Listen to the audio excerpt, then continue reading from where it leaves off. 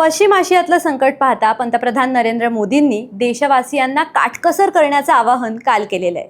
त्याच्यात पेट्रोल डिझेलचा वापर शक्य तितका कमी करा, खाजगी वाहनं वापरू नका, जेवढं जमेल तेवढा पब्लिक ट्रान्सपोर्टचा वापर करा, पॉसिबल असेल तर वर्क फ्रॉम होम करा, ऑनलाईन मीटिंग्स घ्या, असंही त्यांनी सांगितलेलं आहे. प्लस किमान वर्षभर तरी परदेश दौरे करू नका, वर्षभर सोनं खरेदी करू नका, असंही आवाहन पंतप्रधानांनी काल केलेलं आहे. आता सोनं म्हणजे भारतीयांच्या अतीव जवळचं, अडीअडचणीला मदतीला येणार. पण आता जर वर्षभर सोनं खरेदी करायचं नसेल तर आपले पैसे कुठे गुंतवायचे? या अनिश्चिततेच्या काळात सेफ गुंतवणुकीचे पर्याय कोणते आहेत? आपला पोर्टफोलिओ कसा मेंटेन करायचा? याबद्दल आजचा आपला व्ह्यूज रूम असणार आहे आणि त्यासाठी आपल्याला जॉईन झालेले आहेत फायनान्शियल एक्सपर्ट नील बोराटे आणि SEBI registered financial advisor Priyadarshini Mule madam.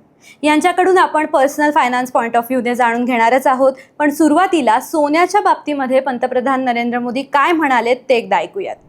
साथियों, गोल्ड यानी सोने की खरीद एक और पहलू है जिसमें विदेशी मुद्रा बहुत अधिक खर्च होती है. एक जमाना था जब संकट आता था, कोई युद्ध होता था, तो लोग देश हित में सोना दान दे देते थे.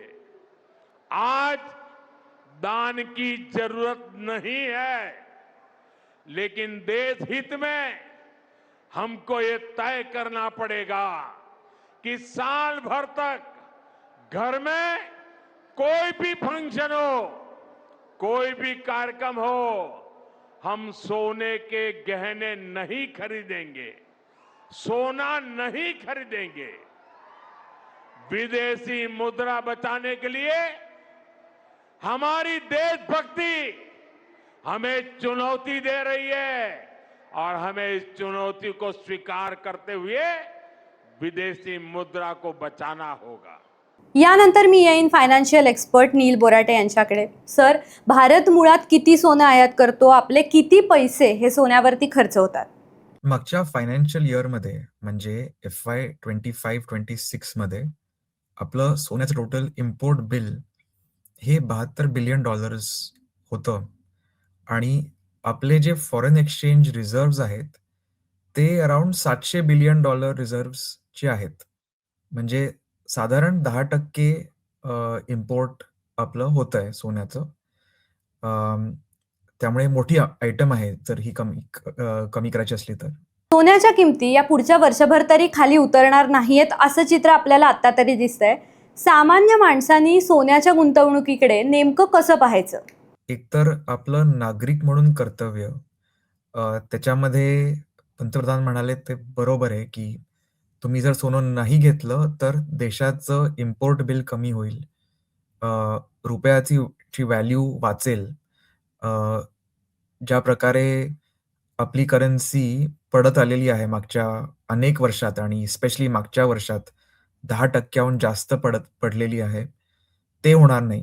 तर तुमचं नागरिक म्हणून कर्तव्य हे स्पष्ट तर आहे, परंतु तुमचं निवेशक म्हणून कर्तव्य किंवा तुमचं स्वतःला फॅमिलीसाठी तुमची जर वेल्थ क्रिएट करायची असली तर त्यासाठी काय करावं लागेल, तर ते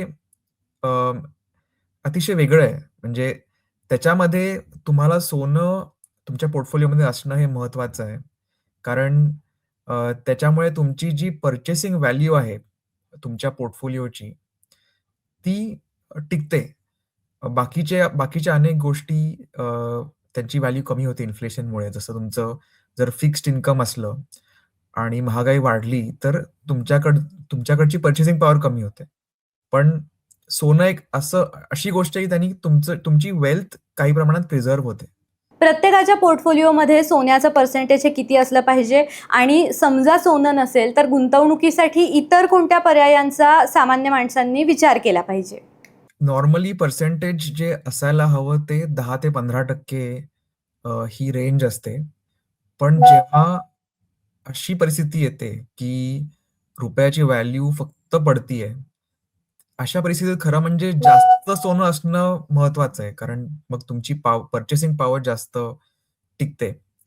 अं, तर जसं मी म्हणालो, की नागरिक म्हणून कर्तव्य एका बाजूला आहे आणि तुमचं निवेशक म्हणून कर्तव्य दुसऱ्या बाजूला आहे. दुसरे काय ऑप्शन्स आहेत, एक तर स्टॉक मार्केट. स्टॉक मार्केट मागच्या 18 महिन्यात फ्लॅट झालेलं आहे. अं, तिकडेही अनेक चॅलेंजेस आहेत. फॉर एक्झाम्पल भारतात एआय कंपनीज नाहीयेत. अ, आपले अर्निंग्ज फारसे ग्रो नाही होत आहेत. फॉरेन कंपनीज आणि फॉरेन स्टॉक मार्केट जास्त ग्रो होत आहेत आणि शक्यता अशी आहे, की सरकार अ, तेही बंद करेल. म्हणजे जी आपल्याकडे आत्ता सूट आहे फॉरेन मार्केटमध्ये पैसे लावायची, दरवर्षी अ, $2.5 लाख एवढी जी सूट आहे, ती सुद्धा बंद करण्याचे चान्सेस वाढलेले आहेत. त्यामुळे अशा परिस्थितीत फारसे चॉईसेस राहत नाहीत. जोपर्यंत ती एक सूट अजून सुद्धा चालू आहे, तोपर्यंत तुम्ही ती वापरू शकता. तुम्ही बाहेरच्या देशांमध्ये ज्या काही अपॉर्च्युनिटीज आहेत, त्याचा तुम्ही वापर करू शकता. सर, याशिवाय सोव्हरीन गोल्ड बॉन्ड्स, ETF सुद्धा खरं तर खूप पॉप्युलर आहेत. जर आपल्याला फिजिकल गोल्डकडे वळायचं नसेल, तर बॉन्ड्स किंवा ETFचा विचार केला पाहिजे का? हो. सॉव्हरेन गोल्ड बॉन्ड्सचे इश्युअन्सेस अनेक वर्षांपासून बंदच आहेत. म्हणजे जे काही आधी सरकारने इश्यू केले होते बॉन्ड्स, ते तुम्ही घेऊ शकता मार्केटमधून, पण त्याची किंमत तुम्हाला जास्त मिळेल. कारण नवीन इश्युअन्सेस नाहीच आहेत. त्यामुळे डिमांड जास्त आणि सप्लाय कमी, अशी सिच्युएशन आहे सॉव्हरेन गोल्ड बॉन्ड्सची. आणि त्याच्यावरती टॅक्स बेनिफिट पण तुम्हाला मिळणार नाही. म्हणजे जो जो मिळतो टॅक्स बेनिफिट तो त्या बॉन्डच्या ओरिजिनल ग्राहकाला मिळतो, तुम्हाला नाही मिळत. दुसरी गोष्ट म्हणजे ई-टी-एफ. आता ई-टी-एफ हे तीच गोष्ट करतं, जे आपण करतो जेव्हा सोनं आपण घेतो, की ई-टी-एफमध्ये आपण काय घेतो, की युनिट्स घेतो आणि त्या युनिट्सच्या अगेन्स्ट ई-टी-एफला तेवढं सोनं घ्यावं लागतं. म्हणजे तीच आर्थिक परिस्थिती देशावरती तशीच येते. फक्त एक मध्ये डीमॅट अकाउंट आणि थोडा वेगळा वेगळा तो एक मार्ग आहे. तर ई-टी-एफ तुम्ही नक्की घेऊ शकता, पण असं नका समजू, की प्रधानमंत्री म्हणतात, की तुम्ही ते घ्या, पण हे नका घेऊ. दोन्ही गोष्टी म्हणजे सोनंच झालं. यानंतर मी येईन SEBI registered financial expert Priyadarshini मुळे यांच्याकडे. सोनं खरेदी न करण्याचं आवाहन पंतप्रधान मोदींनी केलं आहे काल. मॅडम, काय यामागची आर्थिक कारणं असू शकतात नेमकी? कालच पंतप्रधान मोदीजींनी देशाला उद्देशून काही महत्त्वाची आवाहनं केली. त्यातलं एक महत्त्वाचं आवाहन असं की त्यांनी सोने खरेदी पुढच्या 1 वर्षासाठी लांबणीवर टाकायला सांगितले. त्यांनी असं हे का सांगितलं असावं आणि यामागची आर्थिक गणितं काय आहेत हे आधी थोडक्यात बघूया. आपल्याकडे सोनं खरेदी ही अतिशय महत्त्वाची मानली जाते आणि जेव्हा कोणतंही शुभकार्य असतं, लग्नसराई असते, तेव्हा त्याची सुरुवात सोने खरेदीपासून होते. आपण हौसेखातर घेतलेलं सोनं यामुळे सोन्याचा डिमांड वाढतो आणि जितका डिमांड जास्त आणि त्या तुलनेत जर सप्लाय आपल्याला फुलफिल करायचा असेल तर तो आपल्याला गोल्ड इम्पोर्ट करूनच करावा लागतो.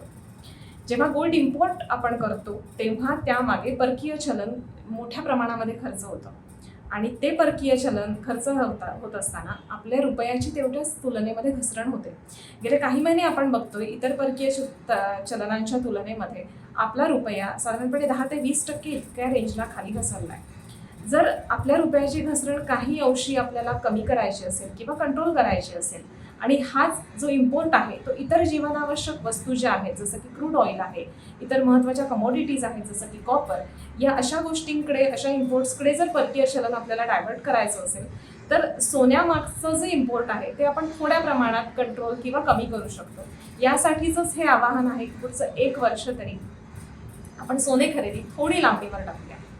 गेल्या आर्थिक वर्षामध्ये आपल्या देशाने जवळपास $69 बिलियन गोल्ड इम्पोर्ट केलं आणि त्याचा परिणाम आपल्या इम्पोर्ट बिलवर झाला आणि करंट अकाउंट डेफिसिटवर सुद्धा झाला. त्यामुळे पुढचं 1 वर्ष अशा प्रकारची सोन्याची खरेदी जर आपण कमी केली तर आपल्या परकीय चलनाच्या साठ्यावर त्याचा चांगला परिणाम दिसू शकतो आणि तो इतर योग्य गोष्टींकडे वळवता येऊ शकतो. सोनं खरेदी जर आपण दागिने करायचे म्हणून किंवा कोणाला गिफ्ट द्यायचे म्हणून जर करत असू आणि त्यामुळे जर इतर जीवनावश्यक वस्तूंच्या इम्पोर्टवर परिणाम होत असेल, युद्धजन्य परिस्थितीमुळे वाढलेल्या किमतींमुळे जर आपल्या परकीय चलनाचा साठा अतिशय जास्त प्रमाणात खर्च होत असेल तर ह्या सगळ्याचा सारासार विचार करून आपण सोने खरेदी अशा कारणांसाठी जर करत असू की 1 वर्ष जरूर लांबणीवर टाकायला पाहिजे. जर सोनं नाही तर इतर सेफ इन्व्हेस्टमेंट ऑप्शन्स आपल्यापुढे आत्ता कोणते आहेत, कशाचा आपण विचार केला पाहिजे? ह्या आवाहनानंतर काही प्रश्न असे येतात की आता गुंतवणुकींबद्दल काय करायचं किंवा इन्व्हेस्टमेंट्स कशा प्रकारे प्लॅन करायच्या. आत्ता जर आपण इन्व्हेस्टमेंट्स करत असू तर नेमकं त्याच्यामागे काय करायचं किंवा त्याबद्दल काय निर्णय घ्यायचा. तर सोन्यामध्ये जर गुंतवणूक तुम्हाला करायचीच असेल किंवा आधीपासून जर केलेल्या तुमच्या गुंतवणुकी असतील तर तुम्ही त्याकडे तुमच्या पोर्टफोलिओ अलोकेशनच्या दृष्टीने नक्की बघा. तुमचा ओव्हरऑल पोर्टफोलिओ त्यामागे तुमचं गोल्ड इन्व्हेस्टमेंटचं एक्सपोजर किती आहे याचा विचार करा. ते जर कुठेतरी रिबॅलन्सिंग करण्याची गरज असेल तर आत्ता काही काळापुरती तुमची ती गोल्ड इन्व्हेस्टमेंट आहे ती थांबवायला हरकत नाही. दुसरा मुद्दा असा की नवीन इन्व्हेस्टमेंट जर सुरू करायचे असेल तर सोव्हरेन गोल्ड बॉन्ड्स जे आता सेकंडरी मार्केटमध्ये उपलब्ध आहेत ते तिथे सुयोग्य पद्धतीने गुंतवणूक करायला हरकत नाही. किंवा गोल्ड ETF मध्ये सुद्धा तुम्ही इन्व्हेस्टमेंट्स करू शकता. अगदी रेग्युलर इन्व्हेस्टमेंटसुद्धा करू शकता. डीमॅट मोडमधून ती इन्व्हेस्टमेंट होते आणि अतिशय लिक्विड इन्व्हेस्टमेंट आहे आणि आपण ती डेली ट्रॅकसुद्धा करू शकतो. भविष्यात इन्व्हेस्टमेंट प्लॅनिंग करताना नेमका कशाचा विचार केला पाहिजे? फ्युचर इन्व्हेस्टमेंट्स आपल्या कशा प्लॅन केल्या पाहिजेत?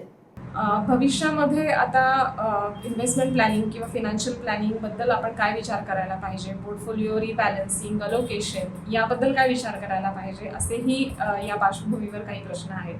तर सगळ्यात आधी आपण जेव्हा फिनान्शियल प्लॅनिंगचा विचार करतो तेव्हा आपल्या पैशांवर रिस्क घेण्याआधी आपले पैसे किंवा वेल्थ किती प्रोटेक्टेड आहे, अडीअडचणीच्या काळात आपण फिनान्शियली किती सिक्युअर्ड आहोत हे आपण सगळ्यात आधी पाहिलं पाहिजे. त्यामुळे त्यात महत्त्वाचा एक पाया आहे तो म्हणजे कंटिन्जन्सी फंड. आपल्या खर्चाच्या किमान 6 ते 12 महिने पुरेल इतका कंटिन्जन्सी फंड आपल्याकडे असलाच पाहिजे. हा झाला पहिला मुद्दा. दुसरं येतं ते म्हणजे इन्शुरन्स प्लॅनिंग. आपल्याकडे इन्शुरन्स पॉलिसीज योग्य पद्धतीच्या आणि योग्य त्या प्रमाणामध्ये असल्याच पाहिजेत. आपल्या सम अश्योर्ड, आपल्या पॉलिसीजचा टाईप, आपल्या पॉलिसीज ह्या एकदा तपासून बघून त्यामध्ये काही आवश्यक बदल असतील तर ते जरूर केले पाहिजे. आणि जेव्हा आता तिसरं म्हणजे इन्व्हेस्टमेंट प्लॅनिंगबद्दल बोलतोय तेव्हा नवीन इन्व्हेस्टमेंट सुरू करताना आपले गोल्स, आपलं रिस्क प्रोफायलिंग आणि आपलं इन्व्हेस्टमेंट टेन्युअर याचा विचार करून सुयोग्य ऑप्शन्स निवडून मगच इन्व्हेस्टमेंट्सना सुरुवात करावी. आता मार्केट डाऊन आहे किंवा अशा प्रकारचे पार्श्वभूमी आत्ता आहे म्हणून इन्व्हेस्टमेंटला सुरुवात करणं हे योग्य ठरणार नाही. आपली गोल्स अलाइन्ड असतील, आपल्याला त्या ऑप्शन्सची योग्य माहिती असेल तर इन्व्हेस्टमेंट्स जरूर सुरू करा. ऑलरेडी ज्या इन्व्हेस्टमेंट्स तुम्ही करताय त्याचा रिव्ह्यू जरूर घ्या. लॉंग टर्म इन्व्हेस्टमेंट जर इक्विटी ओरिएंटेड ऑप्शन्समध्ये असतील तर त्यामध्ये जरी निगेटिव्ह रिटर्न दिसत असतील आणि जर ते तुमच्या लॉंग टर्मसाठी त्या गोल्सना अलाइन्ड असतील, रिस्क प्रोफाईलला अलाइन्ड असतील तर ते जरूर कंटिन्यू करा. नवीन कोणत्याही प्रकारचा पॅनिक कॉल किंवा सेल्स कॉल, रिडम्शन असे प्रकार तुमच्या इन्व्हेस्टमेंट पोर्टफोलिओच्या बाबतीत निश्चित करू नका. योग्य प्रकारे रिव्ह्यू घेणं, योग्य प्रकारे आधी इन्व्हेस्ट करणं हे आपल्या इन्व्हेस्टमेंट प्लॅनिंगसाठी आणि फिनान्शियल प्लॅनिंगसाठी खूप महत्त्वाचं असतं. तर मंडळी, पंतप्रधान नरेंद्र मोदींनी सोनं खरेदी करू नका असं आवाहन का केलेलं आहे, त्यामागची कारणं काय आहेत, सोन्याशिवाय इतर कोणते गुंतवणुकीचे पर्याय आपल्या पुढे आहेत ते आज आपण जाणून घेतलेलं आहे. आज इथेच थांबूयात. अशाच कॉन्टेंटसाठी पाहत रहा ऑड इव्हन.